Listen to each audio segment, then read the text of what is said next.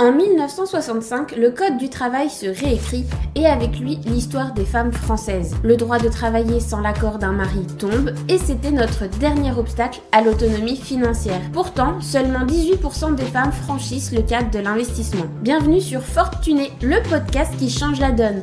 Je suis Marion, ton hôte pour ce podcast. J'ai fait mon premier investissement à l'âge de 23 ans et je ne compte pas m'arrêter là. Et toi, es-tu prête à rejoindre le mouvement ? Bonjour à toi, cher Fortuné, j'espère que tu vas bien.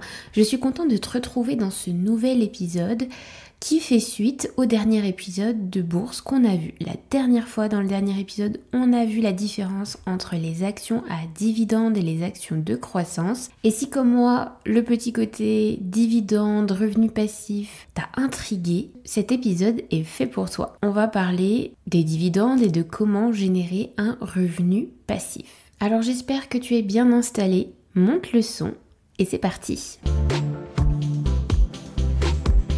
Pour celles qui auraient loupé le dernier épisode, on refait une brève petite définition sur ce que c'est les dividendes. Donc pour rappel, un dividende, c'est une partie des bénéfices d'une entreprise qui est distribuée à tous les actionnaires. C'est-à-dire que si tu possèdes une action, tu auras un pourcentage des bénéfices de l'entreprise. Donc encore une fois, elles ne le font pas toutes, il y a des actions à dividendes et des actions sans dividendes. Mais parmi celles qui sont à dividendes, à partir du moment où tu détiens une action, tu as un pourcentage des bénéfices. Et donc forcément, plus tu as d'actions, plus tu pèses dans l'actionnariat de l'entreprise, plus tu as une grosse partie des dividendes, ça va de soi. Cette somme d'argent, elle t'est reversée régulièrement.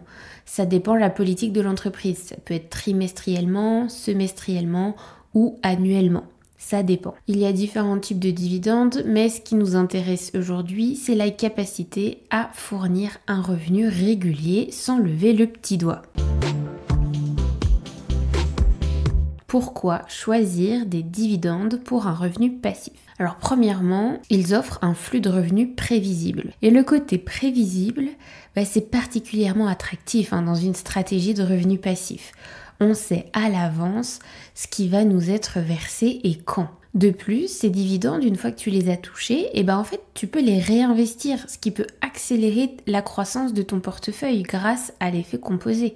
Plutôt que de te servir dedans pour vivre dessus, au début, quand les quelques dividendes qu'on touche ne nous permettent même pas d'acheter un ticket de métro, en fait, tous ces euros, tous ces centimes que l'on touche, on va essayer de les réinvestir dans d'autres actions, dans d'autres ETF, dans d'autres actifs boursiers pour avoir encore plus et encore plus d'actifs qui travaillent pour nous. Et finalement, tous ces actifs-là, tu aurais pu te les acheter avec de l'argent qui à la base n'était pas à toi et qui est simplement tombé tout seul dans ta poche parce que tu détenais une action.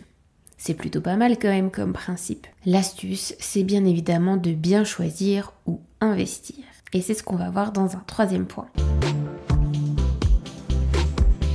Comment choisir la bonne action à dividende ? On va voir ensemble 5 points clés à considérer pour choisir sa bonne action. Déjà, tu vas regarder l'historique de dividendes. On veut que cet historique il soit stable. Donc tu vas rechercher des entreprises qui ont versé des dividendes de façon stable et solide depuis X années. Moi, j'aime bien prendre la valeur 10 ans. Si ça fait 10 ans que ça a été versé sans interruption, voire le petit plus, c'est que le dividende était de plus en plus haut à chaque fois, ça, c'est top. Pareil, une entreprise qui a maintenu ou augmenter son dividende pendant des périodes économiques variées, donc qu'il y ait eu une crise ou non, ça c'est signe quand même d'une certaine fiabilité financière. Aujourd'hui, on peut se le dire, on est dans une sacrée crise, d'ailleurs elle est loin d'être finie et elle fait que commencer, donc c'est sûr que là les entreprises qui vont réussir à garder le versement de leurs dividendes, c'est quand même que ce sont des entreprises avec des reins assez solides. Celles-ci, il faut les repérer, elles sont intéressantes. Ensuite, deuxième point, tu as le taux de rendement du dividende. Donc ça, c'est un indicateur clé. C'est important, mais il ne faut pas suivre que ça, bien évidemment. Tu peux être facilement attiré par des rendements de dividendes élevés, mais si tu n'évalues pas la solidité de l'entreprise, c'est bête en fait. Donc Un rendement entre 3 et 6% est généralement considéré comme attrayant et durable. Le ratio de distribution, c'est le troisième point clé à surveiller. Ce ratio, il indique quelle part du bénéfice net de l'entreprise est distribuée aux actionnaires sous forme de dividendes. Un ratio de distribution sain, c'est généralement inférieur à 60%. Ce qui veut dire que l'entreprise peut maintenir des dividendes même si ses bénéfices diminuent temporairement. Alors, en d'autres termes, pour reformuler de façon plus simple, à la fin de l'année, une entreprise, elle est censée avoir gagné de l'argent.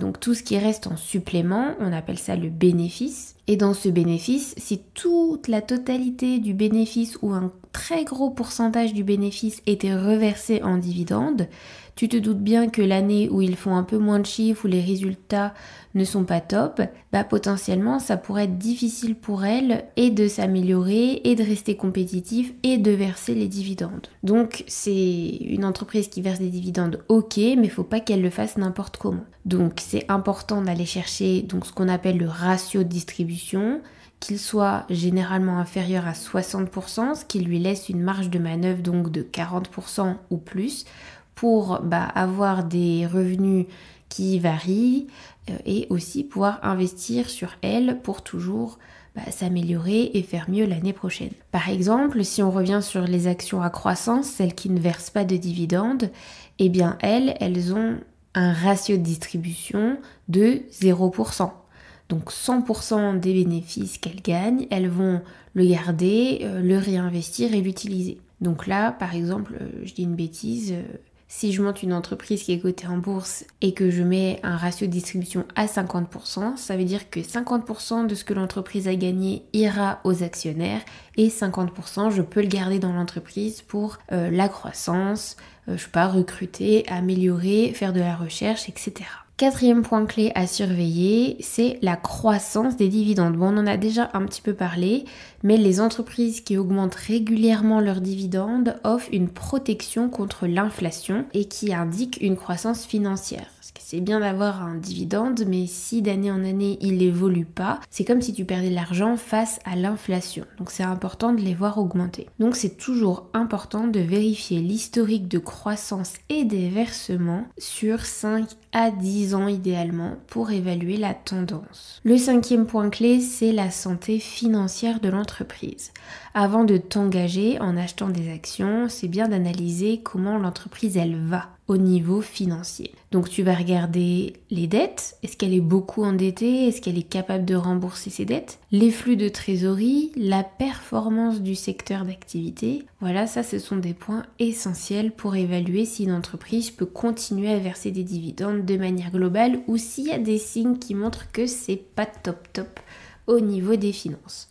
Bon, ça c'est encore un petit peu technique, on aura le temps d'y revenir en détail, notamment peut-être en formation, parce qu'en podcast ça pourrait être assez indigeste quand même. Mais voilà, ça te donne les 5 points clés à regarder avant d'investir dans une action. Donc l'historique des dividendes, l'historique de croissance des dividendes, le ratio de distribution, le taux de rendement du dividende et la santé financière de l'entreprise.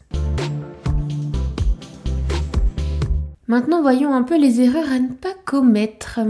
Voici les 3 pièges à éviter quand tu veux acheter une action à dividende. Donc la première, c'est de ne pas chasser le rendement à tout prix.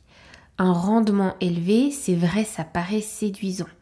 Mais il peut aussi signaler des problèmes sous-jacents dans l'entreprise. S'ils veulent essayer d'attirer le plus possible d'investisseurs parce qu'ils ont des problèmes de trésorerie, il faut que tu le fasses en connaissance de cause. Si la santé financière derrière n'est pas folle, tu sais que tu prends un risque plus élevé. Donc les gros rendements, d'accord, mais pas n'importe comment, on vérifie ou alors on sait que c'est un risque qu'on est prêt à prendre et on est d'accord avec ça. Deuxième point clé, c'est ignorer la croissance des dividendes. On en a déjà parlé. Investir dans des entreprises qui augmentent régulièrement leurs dividendes, c'est plus bénéfique à long terme que de choisir celles qui ont un rendement élevé mais statique. Troisième point, oublier la diversification. Bon, est-ce que j'ai encore besoin de t'expliquer ce qu'est la diversification ? J'ai l'impression de parler de ça dans tous les épisodes de podcast.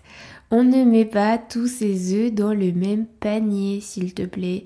La diversification est clé pour réduire les risques. Alors je suis d'accord, la diversification à outrance n'est pas bon non plus. Peu importe si tu choisis que des actions, par exemple, à dividendes, pourquoi pas? T'es pas obligé d'avoir des actions à croissance. Mais tu vas peut-être pas acheter que la même action à dividende. Tu vas peut-être en prendre plusieurs. Tu vas un peu diversifier les différents secteurs d'activité. Tu vas pas toutes les prendre dans la tech, tu vas pas toutes la prendre dans les télécoms. Tu vas essayer un petit peu de mixer pour réduire tes risques. Et encore une fois, parce que la bourse dépend aussi du contexte économique. Et que selon les crises, il y a des domaines qui explosent et chez qui ça va super bien. Et puis il y en a qui se crachent un peu la figure. Et tu seras bien contente ce jour-là d'avoir misé sur plusieurs paniers pour pas casser tous tes œufs pour aller au bout de la métaphore. Ça marche ? Bon, tu l'auras compris, les dividendes, ça peut être une excellente source de revenus passifs, mais comme pour tout investissement, il demande une approche réfléchie, informée, et de bien comprendre ce que tu fais pour que aussi tu puisses dormir sur tes deux oreilles. Moi, mon objectif, c'est pas de te lancer dans l'investissement pour que tu sois complètement stressé, à ne pas endormir la nuit, ça c'est complètement nul. Il faut vraiment comprendre ce que tu fais et investir dans des entreprises qui te parlent et qui en même temps montrent des signaux de sécurité financière plutôt attractifs. Comme toujours, je te renvoie, si tu ne l'as pas déjà fait, vers le template Notion qui te permet de répondre à un quiz sur ton profil investisseuse et de découvrir quelle catégorie d'actifs est fait pour toi, toujours pour que tu puisses dormir sur tes deux oreilles. Si tu ne l'as pas encore téléchargé, le lien est disponible dans la description de cet épisode ou dans les liens disponibles sur les réseaux sociaux. J'espère que cet épisode t'aura plu. N'oublie pas de laisser 5 étoiles et un avis sur ta plateforme d'écoute préférée afin de faire connaître le podcast au plus grand nombre de femmes possible et que Fortuné s'impose comme un média à part entière dans le monde de l'investissement pour les femmes. Je compte sur toi. Allez, je te dis à demain. Bye! Et voilà, c'est tout pour aujourd'hui sur Fortuné. Un immense merci à toi, chère auditrice, qui est restée jusqu'à la fin de cet épisode. Ton soutien et ta présence sont le cœur battant de ce podcast. Si tu as aimé notre voyage d'aujourd'hui, prends un moment pour laisser un avis sur Apple Podcast ou Spotify. Tes étoiles et tes commentaires aident Fortuné à rayonner et à atteindre d'autres femmes incroyables, comme toi, désireuses d'embrasser leur indépendance financière. Et parce que ce podcast est le tien autant que le mien, je veux savoir quel sujet brûles-tu de découvrir dans un prochain épisode? Quelles sont les questions qui te tiennent éveillé la nuit? Partage tes idées et questions et ensemble construisons les prochaines étapes de notre aventure financière. Je te donne rendez-vous demain pour un prochain épisode. D'ici là, sois forte et tunée. Bye!